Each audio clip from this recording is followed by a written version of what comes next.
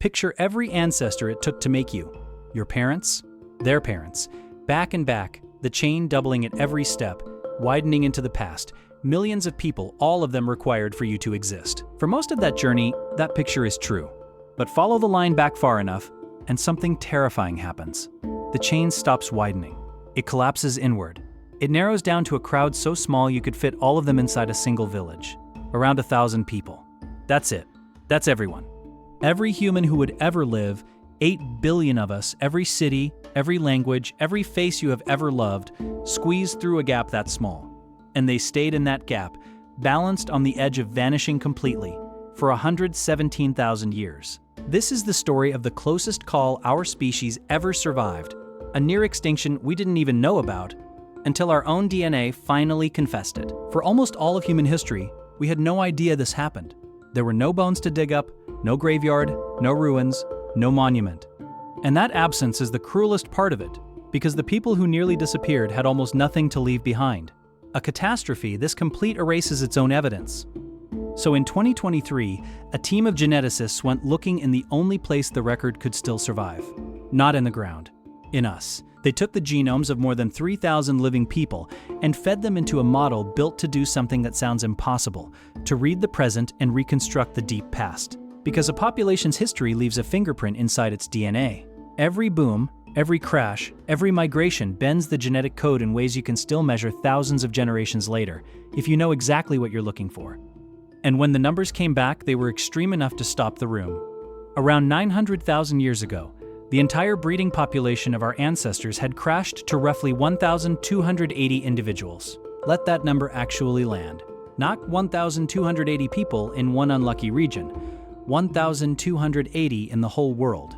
The complete genetic future of humanity, reduced to a number you could seat in a small theater. To understand how we got that close to zero, you have to go back to a planet that was quietly turning against us. Around 930,000 years ago, the Earth slid into one of the most unstable stretches of climate in its recent history, a period scientists call the mid-Pleistocene transition. Before it, the ice ages had kept a gentle, almost reliable beat. Cold spells arrived and faded roughly every 41,000 years. You could, in a sense, count on the rhythm. Then the rhythm broke. The cold periods stretched longer. They bit deeper. They turned violent in a way the planet hadn't seen for a long time. In Africa, where our ancestors lived, the disaster didn't arrive as ice. It arrived as thirst. The land dried out. Rivers that had run for countless generations shrank into cracked, dusty channels. Grasslands that had fed entire communities crumbled into nothing. Slowly, without mercy, the land that had kept our species alive began to starve it. Try to stand inside that world for a moment. The horizon trembles with heat.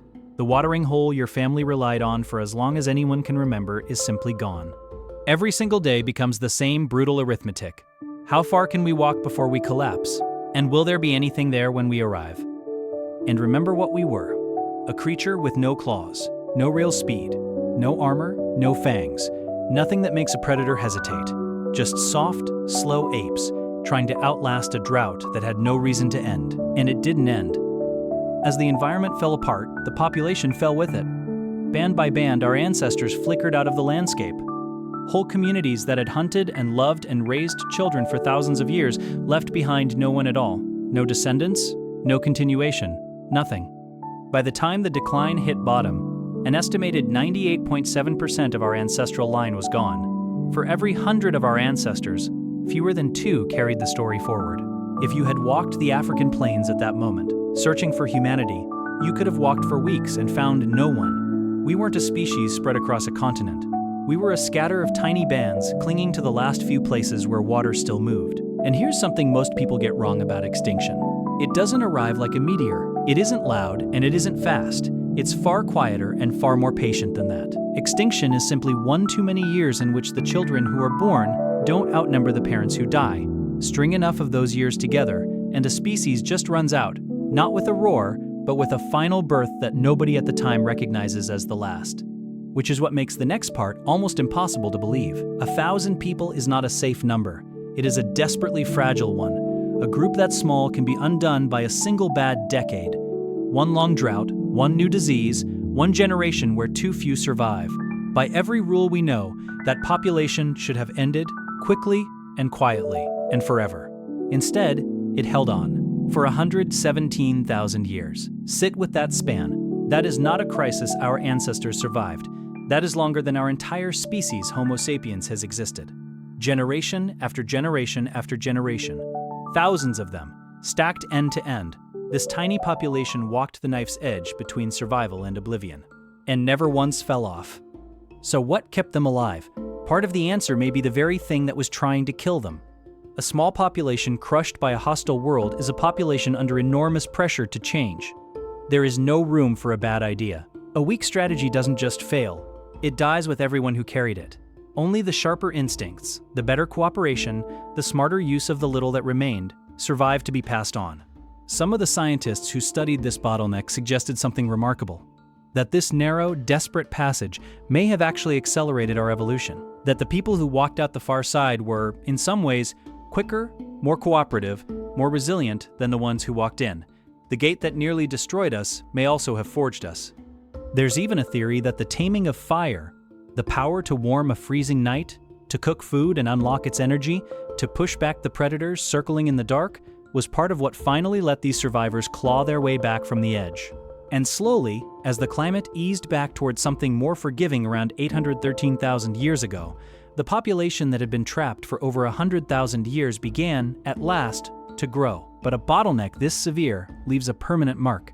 It doesn't only shrink a population, it amputates it. When a species is forced through a gap that narrow, almost all of its genetic diversity is lost on the way through. Only the genes of those few survivors continue.